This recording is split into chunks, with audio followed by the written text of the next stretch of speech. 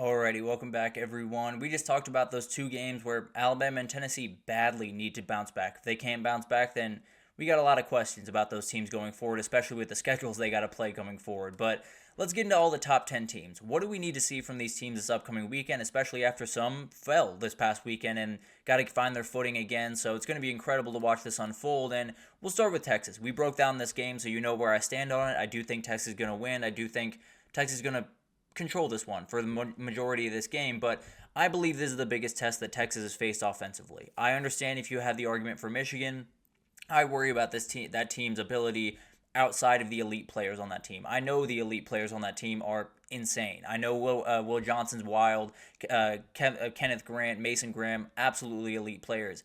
Outside of that, you can really attack that defense. I don't think Oklahoma gives you the same luxury. I don't think they give you the openings that Michigan gave Texas. So that back end is going to be tough to deal with. That linebacker of Danny Stutzman is the very best in the country. And that D-line, although not elite by any means, absolutely has the dudes to make plays. So Texas just got to run the offense. They have to be able to get Quinn Ewers rolling again, which is a huge thing in this game. But just run the offense that you've been running all year. Don't get outside of yourself. Don't play this game like it is a Super Bowl, which it definitely can feel like that when you walk into that stadium, but make sure you have your level head about you. Play the game that you played normally and don't necessarily get outside yourself, especially trying to get Quinn Ewers back into the rhythm. Just make sure you're playing the game in front of you and taking advantage of the few openings that Oklahoma's defense is going to give you. For Ohio State, Oregon, I can't wait for this game. I'll break it down tomorrow in more complete terms, but at the end of the day, I don't even know if I have a pick for this one yet. I'll be totally honest with you guys, but this one's huge, no two ways about that. I think the biggest thing I want to figure out about Ohio State, the biggest thing I want to see from Ohio State is just physicality. I think this Ohio State team is so good. I think they have a number of things that are going incredibly in their direction. The number one thing in this game that is not going in their direction is their offensive line against Oregon's defensive line. They have to be able to at least hold their own in that matchup. Don't necessarily have to outright win it or dominate by any means, but if they can't impose their will a little bit, if they can't get Quinshon Judkins and Travion Henderson running downhill, it's going to be a long day. And this is by far going to be the toughest D-line they've faced thus far, so definitely going to be something to watch. The other thing I would watch is just the energy of this team. You know, Ohio State has not played that elite team going in the first couple of weeks. They have not been, as I like to put it so eloquently, they have not been punched in the mouth yet. They're going to get punched in the mouth in this game. I can absolutely promise you that. They will get punched in the mouth the second they run on the field because that fan base is going to go absolutely crazy. They need to make sure that stadium is, make sure that the structural integrity is checked on that stadium because it's going to be rocking. It might just collapse in on itself if you're not careful. So it's going to be absolutely crazy up there, and we'll find out if Ohio State can really punch back. And then that's the question here, Andre, is what is Oregon's physicality level? That's the biggest thing that I want to see from this team because it looks great, right? You look at the up and down the roster, you look at the measurables of this team, they're right up there with Ohio State, with Texas, with Georgia, Bama. They're absolutely incredible from a personnel perspective. These are the games where they kind of got bullied off the ball last year. That Washington game, Washington was able to run the ball very effectively. You have to make sure this Ohio State team stays behind the chains, does not get that run game going, because frankly, you're not stopping these two guys if they get running downhill. There's not a defense in the country that is stopping those guys running downhill. And absolutely, Jordan James has to be huge in this game. When you talk about Ohio State defense that is going to have just about every answer that you throw at it, having a running back that can have a huge game, him and Noah Whittington, having those two guys play a huge role in this game is going to be massive. So figuring out what this physicality is, also just figuring out who Dylan Gabriel is. He's going to get tested in this game the way he hasn't been in a while. I think that Texas game, he responded in a huge way at Oklahoma last year. This is going to be a huge test, and maybe definitely a bigger test than last year. So you're going to have to get ready for this one. If he can execute, then Oregon has every ability to win this game and be the outright national title favorite after this one.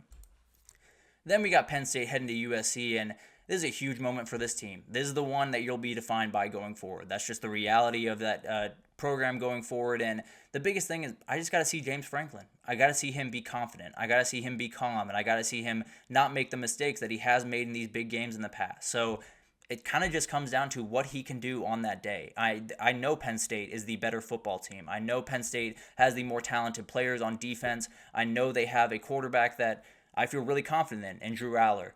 I need to know that their coach is going to make the right plays. And frankly, I'm not so certain that Lincoln Riley is going to make the right plays. So that kind of plays a part here as well. But the reality is, I do think Penn State is plenty good enough to win this game. I think they're plenty good enough to win most of the games that they've lost over the last couple of years. So have to execute an elite level. James Franklin has to probably coach one of his best games of his career, and we'll figure out exactly what this team is about on Saturday. Georgia played a weird game last week. They lost to Alabama, obviously, and then played South Carolina.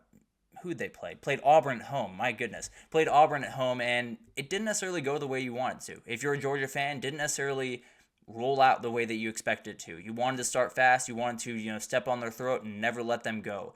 That's not what happened. They could not get going. They could not necessarily do the things that they very much needed to do in this game. And frankly, if they can't get going on the run game, if they can't get things running downhill, it's going to be a nightmare for this team. I think Carson Beck is one of the best quarterbacks in the entire country.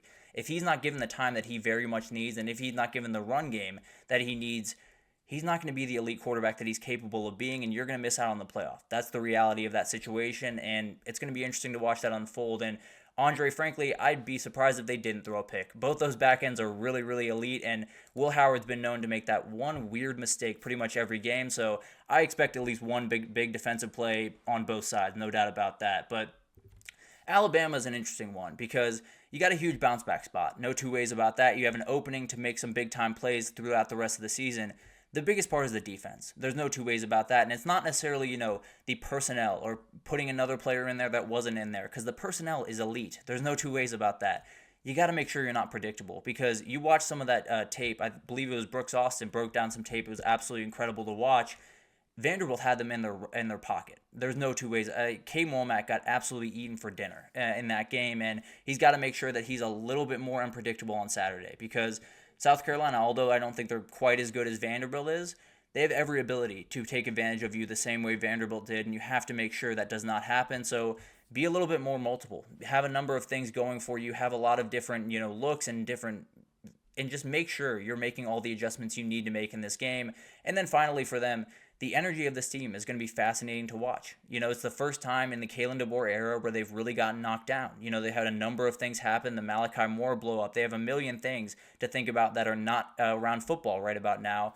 If they show up to that field, look absolutely steely-eyed and determined, and go to work on the South Carolina team, you feel pretty good going forward if you're an Alabama fan. No doubt about that. But there's a world where they come out just a little bit flat, a little bit defeated, and you figure out maybe Nick Saban was a huge part of this team. But we'll figure that out on Saturday. Going to be incredible to watch this team play on Saturday. But Tennessee's another one. And this one's another bounce back spot. No two ways about that. But the offense is the problem, not the defense for this one. So you look at this, the biggest thing I want to say is get Nico a confidence boost that he badly needs. This is a rhythm thrower. This is a confidence thrower. He's someone that if you can get him going, he's going to be impossible to stop. Kind of like Garrett Nussmeier, kind of like Quinn Ewers, one of those guys that if you can get him the quick throws, the confident throws that he likes early on in this game, he could tear this Florida team to pieces, and he badly needs to. I think when you have this Tennessee team the rest of the season, there's not really a reality where they're in the playoff, where they're competing for the SEC, and Nico is not putting up really good numbers. He doesn't necessarily have to be elite, doesn't have to put up 400 yards per game.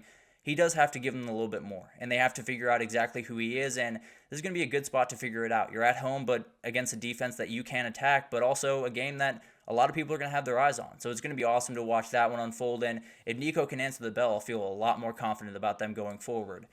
And then you got Ole Miss, and this is a really interesting one. I've talked about this game, gave you my pick. I do think it's going to be LSU by an absolute hair, as close as you can possibly get this game.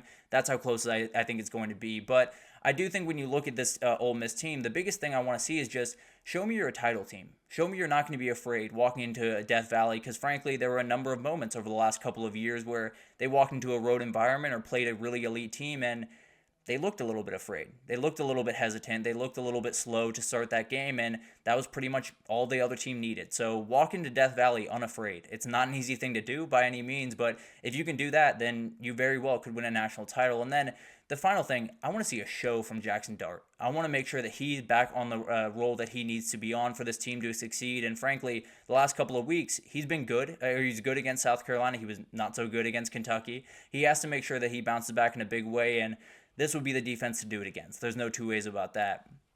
And then finally, Clemson made their way up into the top 10 this week, and they had a really nice week, just kind of getting a quick win while everyone else was fighting up top. But the reality is, I think the biggest thing you want to see from Clemson, kind of the rest of the way, but particularly in a game like this, roll. Just dominate them from the opening jump. Just absolutely railroad Wake Forest in this game. I know it's something that they absolutely should have the ability to do, and frankly, I probably expect them to do it in this game. But it's one of those things that I watched the Florida State game, and I think I saw about 60% of what Clemson can be. I think I saw a little bit taken off of that game for Clemson. I want to see them flex their muscles just a little bit in this one. Not necessarily, keep their starters out there for the entire game or anything crazy, but at the end of the day, be up 35 points at halftime, not have to worry about the second half, and continue on your way to hopefully an 11-1 season, an ACC title, and we'll see what happens. But for me, it's more just about Clemson just being Clemson, dominating them the way they probably should dominate Wake Forest, and rolling in this one and continuing on their way. But it's going to be incredible to watch that unfold. I think you talk about the top 10 teams this week. This is probably the biggest week they've had all year. And obviously some of them have already taken a loss, so obviously this week just got even bigger for a lot of them. But you got Texas playing OU, their first big time, or their biggest test of the year, in my opinion. I think Michigan's right up there as well. And then you got Ohio State, by far their biggest test of the year, going over to Oregon. Penn State, their biggest test of the year, playing USC. So it's going to be incredible to watch these teams, and frankly, I think whoever can keep their head on straight, whoever can make the play in front of them, whoever can not get outside of themselves, is probably going to feel pretty good when they wake up on Monday. But let's take our final break here, and when we come back, let's just get into some questions we have coming into this week. One of the bigger ones I have is this a perfect slate? And I'll break it down exactly what I mean right after this, so stick with us.